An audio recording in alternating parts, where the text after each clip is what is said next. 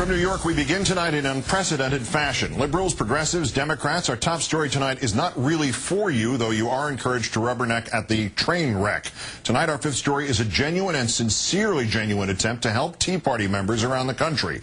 Politico, the mainstream political news website, today publishing a secret document it obtained establishing definitively that some of the nation's top Tea Party leaders are using you to line their own pockets and propagate the precise establishment politics that you hate so much.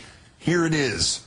And the reporter who got it is standing by to talk with us. It was written just days after last year's tax day Tea Parties proposing the creation of the Tea Party Express, the group that launched 1,000 bus tours. The Express charter was not written by a Tea Party leader, nor even by a grassroots independent, but by a Republican operative, telling Politico the Tea Party Express could, quote, give a boost to his consulting firm's PAC, Political Action Committee, and position us as a growing force. The charter is worth quoting at length. Bringing established Tea Party leaders onto the Express, quote, will be a very sensitive matter. We have to be very, very careful about discussing amongst ourselves anyone we include outside of the family, because quite frankly, we are not only not part of the political establishment of conservative establishment, but we are also sadly not currently a part of the Tea Party establishment, i.e. Michelle Malkin, Eric Odom, Smart Girl Politics, Teacott, Freedom Works, Newt Gingrich, etc. We can probably pull off a phenomenally successful tour without these big ego establishment types. The document also talks about how to appear authentic.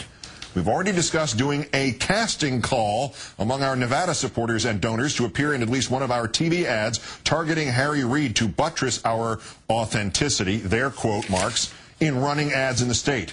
One goal, electing Republicans. Quote, it is also worth considering making a return run to Michigan. Former Republican Michigan Governor John Engler has recently stated that he believes the Republican Party will do quite well in Michigan. But the big goal of founding firm Russo Marsh? Money. For them. Sal Russo telling Politico, we're hardly making any money at all. Politico reporting that after its scheme, the PAC quadrupled its fundraising, paying almost half that money to the Russo Marsh consulting firm itself and to Russo Marsh's sister company, King Media Group. The PAC's former political director telling Politico, quote, we stole the brand name to make money. None of which stopped Sarah Palin from shilling for the Tea Party Express today in Boston. We applaud you for uniting and for putting up with all the BS from the lamestream media, with some of the ginned-up controversy with the Tea Parties, false accusations of this group being racist, being violent. Thank you to the Tea Party Express for putting up with that and still uniting Americans. In a whole new way tonight, in the way of the three-card Monte dealer, this woman is an idiot. And if Tea Partiers still doubt they are being played, consider what Palin said at the Tea Party Express rally today about Tax Freedom Day, the day signifying what portion of the year you work to pay your taxes. The later it is, the higher your taxes are. This year it fell on April 9th, meaning you worked 99 days just to pay your taxes. This year and last, as the Tax Foundation itself shows, the earliest, therefore the lowest tax days in decades. Under Bush, it was never earlier than April 14th, meaning you worked at least 104 days for the government under Bush. But here was Palin today. Folks, we need your voice now more than ever. Americans now spend 100 days out of the year working for government before we even start earning money for ourselves, for our families, for our small businesses. 100 days out of the year. That's low. As promised now, Politico's senior reporter, Ken Vogel. Great, thanks for your time tonight, Ken. Hey, great to be with you, Keith. Opinions aside, have I got the factual outline of your story correct? Is there anything else we should add to get it straight?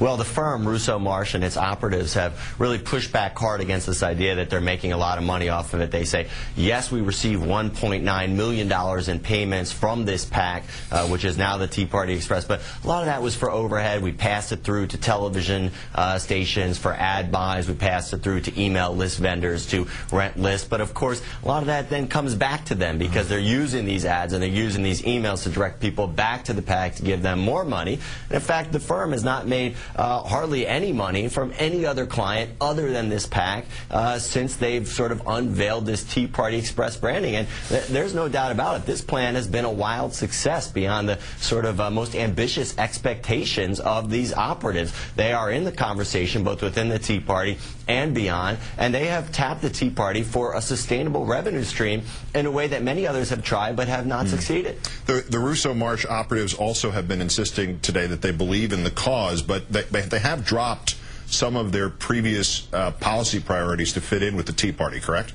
That's right, and they make no bones about it. They sort of search for where the energy is on the right, and in some ways they kind of have a chameleon sensibility to them. In 2003, where the energy was, they're out in California, mind you, was in the attempted and successful recall of then Democratic Governor Gray Davis. They were behind that. They talked about, after that ended, using the email list and sort of the status that they built up during that to launch sort of a conservative MoveOn.org. Then during the 2008 presidential campaign, they went out and attacked President Obama, then candidate Obama, in ways that even John McCain ruled out of bounds, invoking his controversial preacher of Obama's controversial former pastor, Reverend Wright, and praising Sarah Palin. And now the energy is with the Tea Parties, and so they're on that, and they're doing quite well with it. This document that you unearthed also said that they were counting on Fox News, not just to mention or in some journalistic sense cover, but to promote the concept, the Tea Party Express. Tonight, there is a report that the Society of Professional Journalists is calling Sean Hannity's charge, or plan to charge, admission for taping of his show at a Tea Party event, which is going to happen tomorrow night, wrong, incestuous, and a clear conflict of interest. And essentially, this is what the Tea Party Express was counting on? I mean, they were counting on Fox News commentators to promote their rallies, their bus tour, to kind of offset their lack of credibility within the Tea Party movement, to give them an edge up. Of course, Fox News has differentiated between its commentators and its news side, but there's no question that this group that became the Tea Party Express saw this as part of a business model. I actually was being sincere when I said that the story was for the benefit of the people in the Tea Party. But even if they don't believe me, are there actual Tea Party leaders who would agree with me? Oh, many of the sort of grassroots Tea Party leaders have called for distancing themselves and their activists from these Tea Party Express. Some have even called for boycotts of their rallies. But what's ironic here, Keith, is that this group has used the very sort of tactics of Republican politics and has benefited from their years in Republican politics to kind of circumvent the questions about their credibility and their sort of grassroots standing within the Tea Party movement. And they've done so successfully in sort of a slickly produced, very well scouted out bus tour manner that has left them in kind of a unique position as the one group that has cracked the code of being able to profit from and advance their own status from the Tea Party movement. Ken Vogel, senior reporter for Politico. Great work. It's an unbelievable story. It's a remarkable story. Thanks for bringing it to us, and great thanks for your time tonight, Ken. Yeah, thank you, Keith.